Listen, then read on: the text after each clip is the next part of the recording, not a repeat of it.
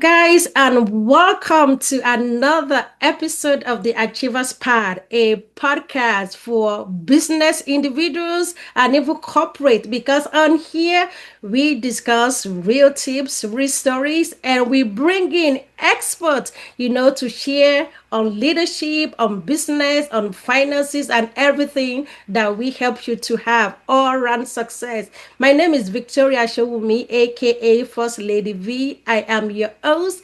And today I am excited because I have a phenomenal lady in the house with me today, and she is going to be unleashing to us today how you crack the code. If you are someone who is selling to women, or you are an organization that have products and services geared towards women, and that is the person of Champagne Graves. This is an awesome lady, and I'm going to read just a little bit about her.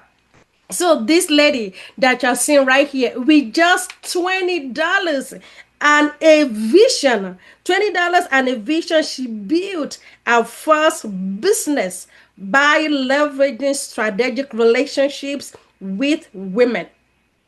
She's an experience that shaped our expertise in consumer behavior. And let me tell you guys, so this woman that you're looking at here, she has worked with major, big corporations, because what she does, she is a female consumer expert.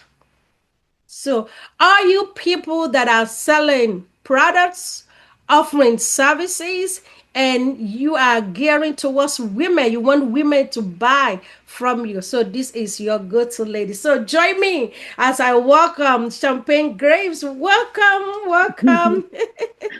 Awesome. I'm so glad to be here, Victoria. Thank you so much for the invitation. I'm excited to provide some value to your audience. Thank you so much. I am excited as well because each time when I bring in ladies here, I learn from them myself. And with your wealth of knowledge and information and expertise, I am so thrilled that everyone listening, we have one or two things to take with them. So before we start, I know I shared just a little bit about you. What is it that I'm missing? I wanted to really, introduce yourself to our audience today.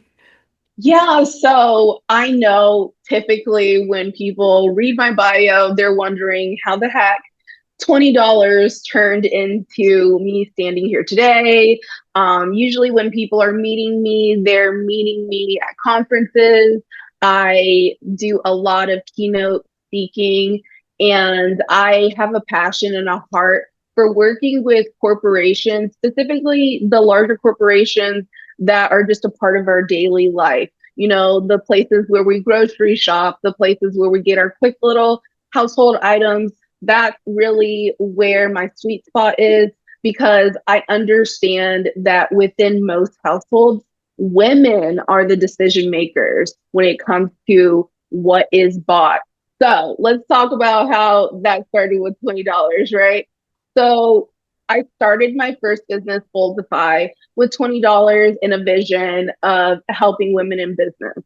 How it was going to help women in business, I did not know that yet because I did not have any business education, Hmm. no degree in business, and no mentors at all. But I did have passion, I did have grit, and I had the audacity to reach out to women that I was really inspired by. And because I was so vulnerable about how much I was inspired by them and how much their work and what I was seeing them do really touched me, they in turn kind of took me in and were really excited about my passion and could really see who I was before I even Hmm. became that. And so I really learned how to get mentors, and then I did some horizontal networking and did some collaborations with people where we've helped each other in business.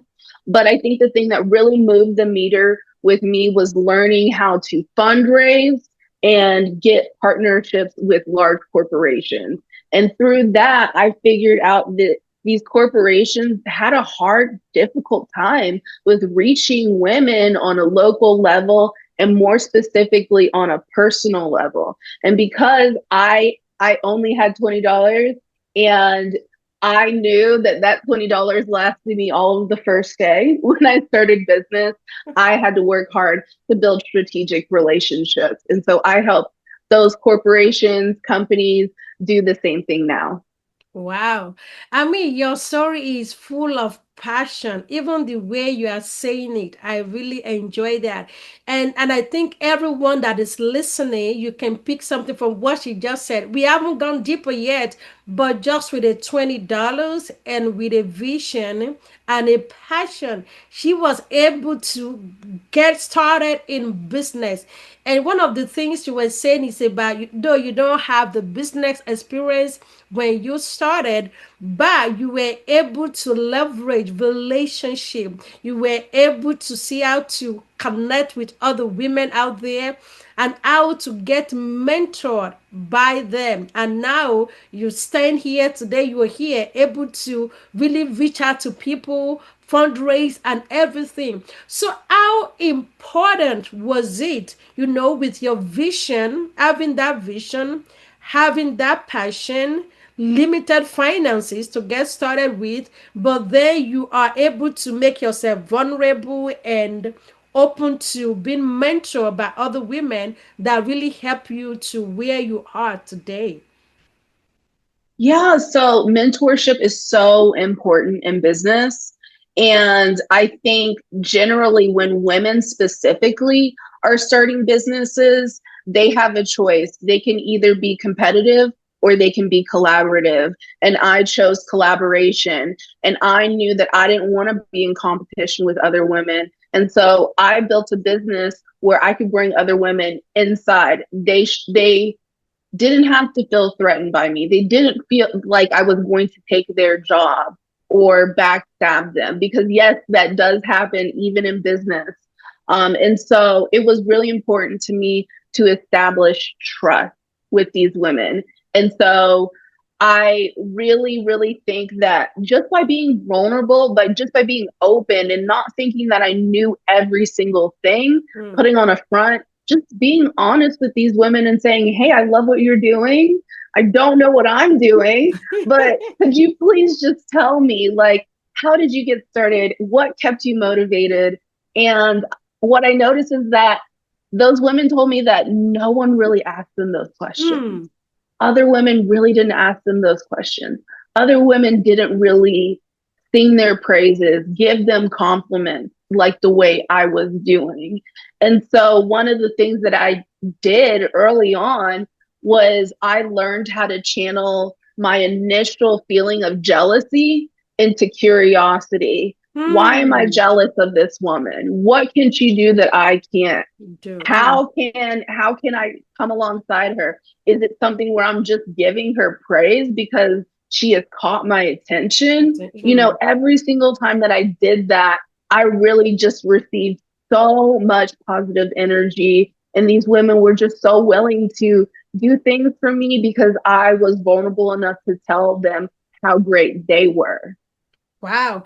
I mean, and that is so amazing. And I think even anybody can really utilize what you've just said, whether you are in business or not. I think at every area of our life, we can really benefit from what you've just said. Number one, two things that caught my attention. You talk about being collaborative, not competing. And I think that is something that as women, we can really leverage on. You are not seeing somebody as your competition, but you are seeing somebody as somebody that you can collaborate with. That is a smart thing to do. Oh my God. And then you talk about channeling your jealousy into curiosity. It is okay that people are going to be doing things more at a bigger level than, for people who are just starting out. But no need to be jealous. Just channel, repurpose that jealousy into curiosity and asking questions from these people. And something you said is also validating the women, validating what they are doing, and asking questions. When you ask, you receive. When you ask, and somebody said, stupid questions are the one not being asked. So so thank you for sharing that, making yourself vulnerable. And I think everybody, we can learn from that. If you really want to go far in life and really achieve success, you really want to make yourself vulnerable, look for the right people, like she said, and that will take you many places. Thank you, thank you, thank you for sharing that. So now you've grown, I mean, and now you are doing bigger things. You are working with bigger companies, major corporations, and also at the same time you are also working with smaller businesses, especially those who have products or offer services that target women. So I want you to really talk about how your experience and what you, because you are great at research. Oh, guys, I forgot to mention that. She's somebody great at research, understanding consumer behaviors, why we do what we do, why we buy what we buy. She knows all those things. But, so bringing it into how you actually help organizations, corporations, whether big or small, in really making that connection with the people, especially women that will buy from them. Because one of the things you said here, which I really want to say, is you help us to crack the code. So if you are a business person, come closer, helping business owners, helping corporations to crack the code in their messaging and in selling to women. So just explain that and why that is so important to get that right, so that your bottom line can really bring the money. Absolutely. So, one of the things that I always say is that women and men buy differently, but more specifically on a larger level, the sales cycle is going to be longer for women than it will be for men. Hmm. However, women are more likely to be repeat buyers over men. And my sweet spot lies in customer profiling. So, in order for you to go far in your marketing and sales, you need to have a really thorough customer avatar when you're talking to that specific woman. And so I go beyond the regular demographics that most researchers do. So, it's just your typical age, race, socioeconomic status. But I actually use a four-part method. And so I start off with those traditional demographics, but I also cover emotions and how emotions influence women's buying behavior. I also cover gender socialization. So how we are taught to be women in the world Hmm. definitely influences the way that we buy. And then last but not least, because this is the one that really matters, is I cover legacy consumerism. So I give the really great example of Lysol versus Pine Sol. Depending on what your mom used growing up, you're either a Lysol or a Oh, Pine I Sol see. person. And so, like, how do you create a brand that's being passed down from a mom to a daughter to, so on and so forth? My goodness. See, look at how you bring up the generations into all this. How we buy. I mean, and that is really true, because a lot of the things that, that I'm doing now, or most people are doing now, is being passed down to us from our parents and particular brand, and I see myself doing the same thing, that what I like, that is what I introduce to my kids to do. And that kind of like transfer from generation to generation. Wow.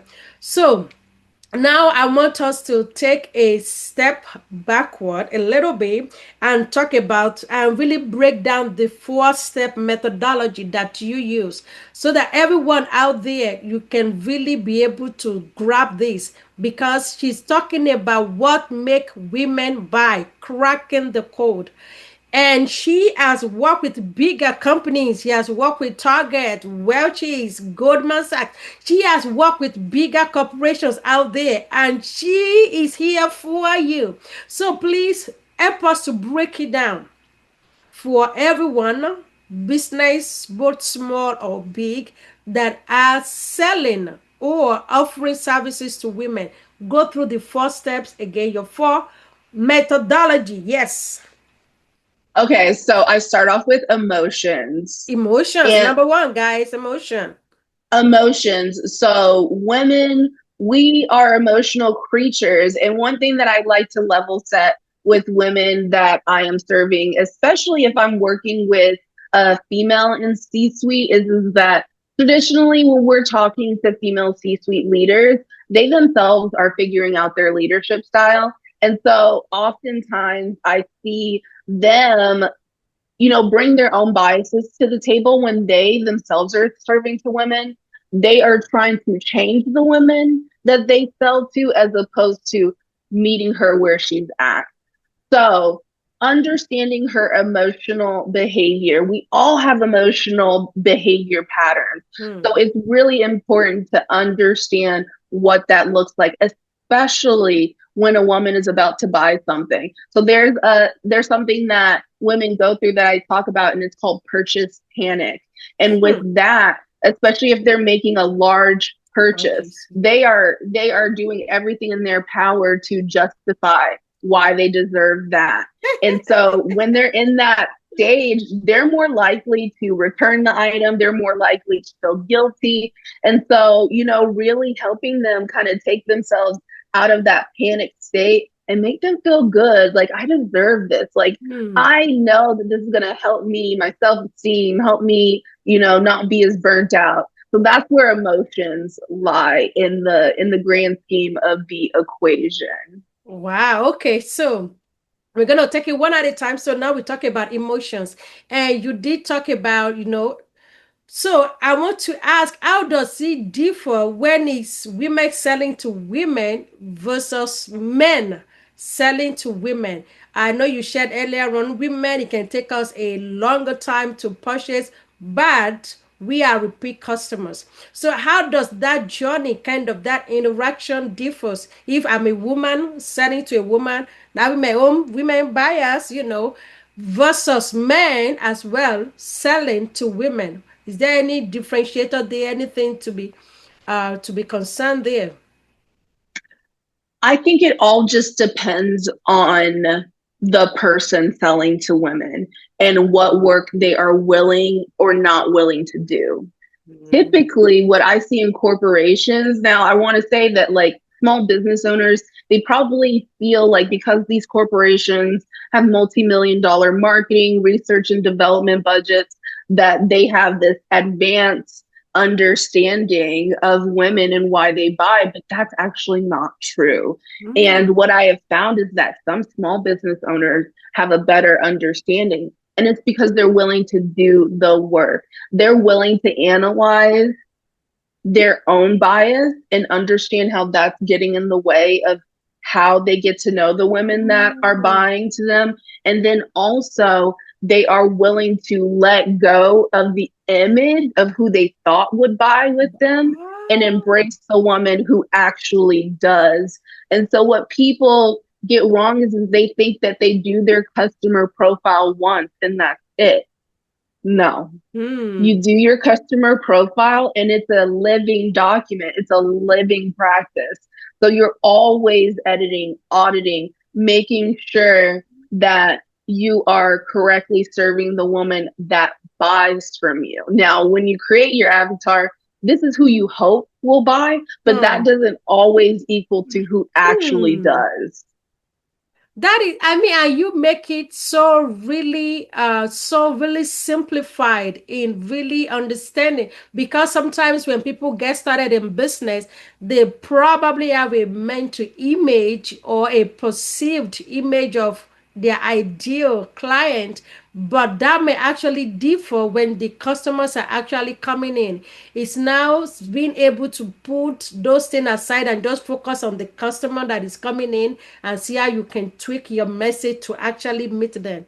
You are a genius, mama. Okay. Thank you.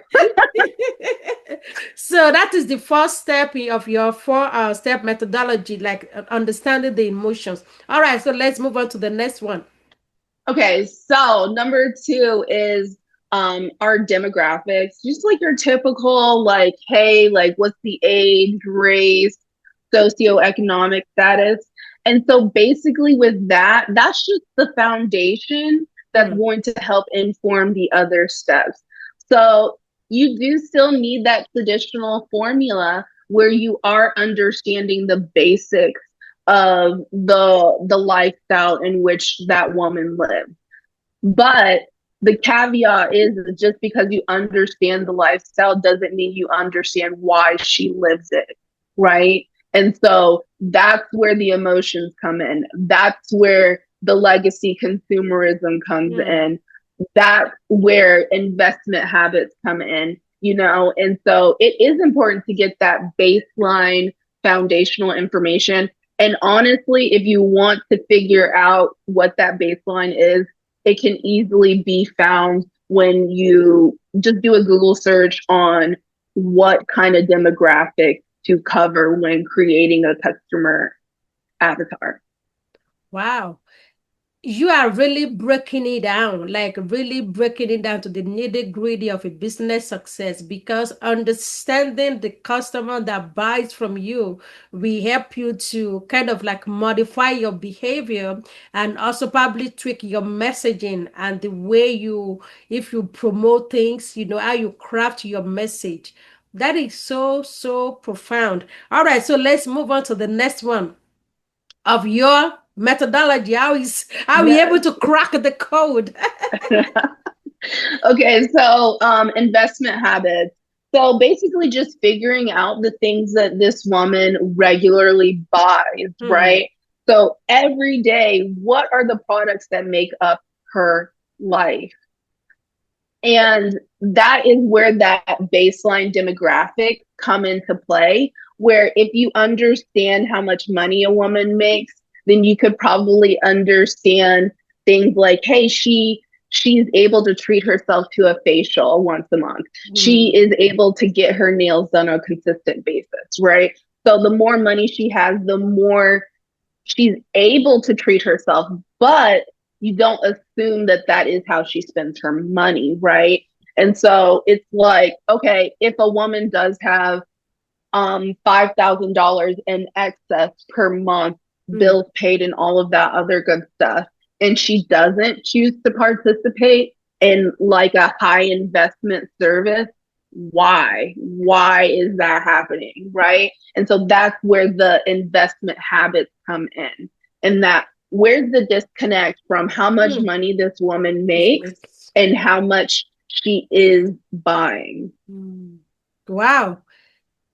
See, I'm going to pause here a little bit, guys. So, for everyone out there, if you are just starting out in business or you really want to take your business to the next level, especially to those who have products and services for women, if women are your primary buyers, let me tell you, I think spending time with this amazing lady will really take you far, because people do wrong marketing that is not attracting anybody, but she will help you to crack that code and to really define your message to make sure it is attracting the kind of people that you need, that we buy from you based on what she has said, the emotions, the demographic, the investment habit, all of those things. She can help you bring it down close to home. All right, thank you so much. All right, so let's move on to the next one. I'm liking this session. You are really a pack of knowledge. So Yeah, so this is my favorite one because I have a passion for working with businesses that want to stay in business, right? These are businesses that want to innovate with their customers. And so this is where I truly, truly, truly love coming in. And that's legacy consumerism. mm, And so what that means is how does this woman's past, her familial history inform her buying decisions? And a lot of people may think that that shouldn't or doesn't have any kind of impact, but it actually really does. And so I always give the example of Pine Sol versus Lysol. And depending on what your mom cleaned with or your grandma cleaned with growing up, you're either a Pine Sol or you're a Lysol person. And so that is what legacy consumerism is. It is your favorite product becoming your daughter's, your grandchildren's Hmm. favorite product. And one of the ways that I see that happening now or not happening now, I just spoke at a conference about sustainability, and we were talking about one of the corporations that is kind of under fire right now with economic boycotts, and how that specifically, that boycott is changing their legacy consumerism. Now, I don't want to call anyone out, but let's just call them the Bullseye Company, right? Hmm. So the Bullseye Company is going through an economic boycott right now, and they are your run of the mill kind of retail, everything retail store, food, clothes, this, that, and the other, Everything. right? Uh-huh. But not only did the Bullseye Company serve as a place to buy things, but it also served as a community space. You could go Yes. to the coffee shop, you could take your Mm-hmm. kids there to go read books and this, that, and the other. But with this economic boycott, and the parents actually withholding their money, it is also teaching the children what is happening because they're upset. They don't understand why they can't go back to the Bullseye My Company company. store. And Mhm. they want to go back so bad, but that is the opportunity where parents are sitting down with their kids and teaching them lessons on why it's important for them to participate in those economic boycotts. And so right now there is an impression being made on little children that that Bullseye Company is not safe for them, and they're not going to shop there when they have their own money and they get older. The way you tie it together, that is huge. I mean, and I know it's a big loss for the Bose Eye Company, but for everyone, if you are just starting in business, thinking about that legacy that she's talking about, the legacy consumerism, because one way or the other, we do influence people. Our parents have influenced us on what we do, the brand of what we use, and all of that. And we are passing on the same ideas to our kids or even people around us. So I think it's so wise for businesses to be thinking outside of just the people buying right now, but also about the legacy, what those people are saying and passing on. Oh my God, you kind of leave me like just really just dropping right there because that is huge. That is huge. That is huge. All right. All right, I'm getting it together, guys. I'm getting it together, but I am loving this conversation because it's so practical. It's things that we are seeing out there happening. And so, for your business to stand the test of time, you really need to consider all these four things that you talked about. So, when businesses, a corporation, or small businesses come to you, how do you help them? Because you did mention something, it's about having a sustainable business, being innovative, and all of that. How do you work with businesses to really help them stay relevant, to really help them connect with their customers, to really help them to craft the message that resonates with the customers, and also keep them in business, for a long time? Yeah, so it depends on who I'm working with. Traditionally, when I'm working with small businesses, they're just starting out. So I'm helping them build that initial customer profile. And with that, that can help them create the best possible initial marketing and sales funnels and things like that. And so they don't really have to go through all of the work of building and starting again, building and Yes. starting again, because traditionally, with new business owners, I find that they like to build before they research. And so we can save a lot of time, guys, by just doing the research first And so we don't have to go through the process of building and tearing down and building again. And so that's how I work with those small businesses. With corporations, it usually starts with a problem. So there's something going on in their sales pipeline, there's something going on Mm. in marketing, or as what's happening right now, there's something going on with their reputation, right? And so with those problems, they obviously need to understand the emotions, investment habits, demographics, and legacy of the people that they are serving. Mm. And specifically, if they're in hot water, how do you respond to those people, right? So with women, we are more forgiving. We really are. Yes, we are the ones who are going to rock the boat and say, hey, this Mhm. isn't right. But we do give people the space to Mm. make it right, right? But if That's a man, if they're done with the company, they're done did with the not. company and there's no coming back because honestly, consumerism doesn't mean that much to them.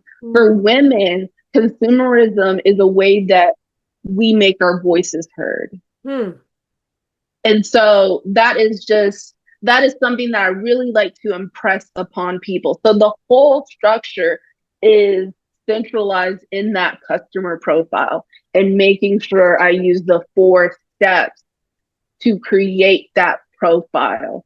Either I'm creating the initial one or I'm auditing what has already been created to show them, hey, here's where the blind spots are. And now that we've covered the blind spots, here's how you communicate.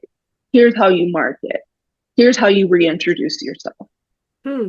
And that is so fantastic because some of the things that you said, as women, we are emotional beings. We understand that, and also we are forgiving. You say we have that tendency. So for businesses now, either for small businesses or bigger companies who probably have made mistakes, maybe wrong profiling or emotionally disconnected from the women, not serving them right. So how can they now reshape things for them? How can they make it right? Let's say I'm a business person and I've missed it, not connecting well with my clients, or the emotion not getting it right, or I've done something that they makes them to pull back from me, from my company. How can I kind of like reinvent myself and make these female buyers to come back again? So I think it starts with what we started the conversation with, which is vulnerability, Mm. right? So traditionally, you establish a good reputation when you start, right? And as the years go on, it's up to you to stay committed to the mission and values that you put out into the world. Mm. As you grow, it's going to be the women you sell to that's going to hold you to that mission, those values and visions and things like that. And so right now, what I am seeing is that companies aren't staying true to the mission and values that they put forth when they started their business. Mm. And also, they are not being authentic and vulnerable when they do things like apologize. And it's kind Mm. of like a bad boyfriend that keeps gaslighting you. I'm going to do right, honey. I'm going to do right. And you're like, no, because there's no changed behavior. And so Mm. what I'm finding now is that female consumers are getting more and more and more smart.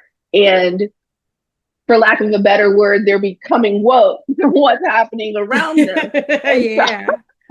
and so what that looks like is that they're doing their research, and time, convenience, and money are not the necessarily the number one factors anymore as to why women buy something. They're willing to become inconvenienced. They're willing to pay a little bit more. They're willing to wait a little bit longer for products that align with their personal values. And so when you know who you serve, you know how to respond. Or in general, you won't have to respond because you know your women so well, you won't make the mistakes. What? You know, you this is really mind blowing. And the thing is, because the landscape of things are really changing, even with women, like you said, we are now more patient. People don't mind really waiting. People these days don't mind, spending more on something that aligns with them. And like you said, it's not just about saying you're going to change, but it's actually people seeing the change that you talked about. And I also think like today, technology is not making it so easy. And I think also we can also leverage on, on technology on social media by just like win-win sometimes, right? Because things spread and all this platform that people have access, people sharing their experiences and emotions, and then we are connecting with that, disconnecting from that. But I think it boils down to, if you want to change, let people see the change, mean what you said. And also, you're talking about knowing the value, why you started what you're doing, your mission, the vision. Stand by it. Sometimes men require going back to the foundation. All right. So we are wrapping up. I mean, this has been, see, look at how time flies. So is there anything that we help that we have not mentioned about, that we help companies, businesses that are selling to women? Any other thing out there that can really help them? And, putting in mind with the technology, social media these days, what are the things that they can use to their advantage? Yeah, so I want to end with an example of a woman who actually did it really right because she knew her audience. So there is a London company called Odd Muse, and the founder, she started her journey mostly on social media. She gained a huge following, and her clothing sold out because her audience was there from the very beginning with her. Now, in her mission, she said that she only wanted to use sustainable materials. And someone did some research, found out that her materials weren't sustainable. And, she had a little bit of a social media kind of Wow. cancellation, right? But one thing that she did was smart is that the way that she built and grew is the way that she responded. So what she did is she did the research and finding out, hey, where is the breakdown? She found out that what happened was is that it was the manufacturer that wasn't telling the truth and wasn't using the right materials that they had promised her. And so she was very, very transparent. She took her audience along the way with her as she was solving this problem, just the same way as she took them along with her as she was building the business. Wow, that is a great example. She's not ignoring that, but she's actually paying attention. Like, okay, if they said it's not sustainable, why? Because that is what we wanted, and being able to figure it out. And that is amazing because customers these days, we have power. And I think if the business owners, the bigger companies pay attention to those things, I really think it can actually change the landscape of things for them. And I like the fact that she took the buyers on the journey with her, being transparent, like you said. I love that. And I think everyone can really learn one or two things from what she has said today. Even myself, I have gained a lot of insight from what she mentioned today, the experiences from Lisa to Pincer. Why do you choose the one you do? You know why you do what you do, but as a business person, what she does is helping you to understand why we women, this gender, why we buy, why we do what we do, why we spend that huge amount of money or a little amount of money on whatever it is that you happen to offer us. So amazing, amazing. So as we wrap up, is there anything you want to add on? Because let me tell you guys, she's available. But if you have any last minute thing that we didn't talk about because we're out of time, say it, and then I will kind of talk about how people can actually connect with you.